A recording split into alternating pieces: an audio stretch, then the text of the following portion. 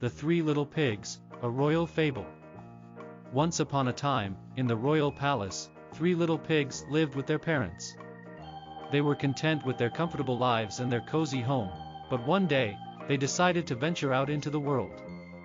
Before they left, their parents warned them about the many dangers that existed outside of the palace walls. One of these dangers was the fierce wolf that lived in the nearby forest. But the three little pigs were not scared. They thought that the forest looked like an exciting place and they wanted to explore it. The next day, the three little pigs set off into the forest. As they ventured farther and farther away from the palace, they started to get a bit scared. They heard strange noises and saw dark shadows in the trees. Suddenly, they heard a loud roar and out jumped a big, bad wolf. The wolf was hungry and he wanted to eat the three little pigs. He chased them all around the forest, and they tried their best to run away from him.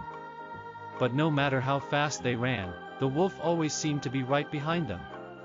He was so fast that it almost seemed like he could fly. The three little pigs were terrified. They knew they wouldn't be able to outrun the wolf forever. Then, they remembered their parents' warning about the dangers of the forest. They used their brains and came up with a plan to outsmart the wolf.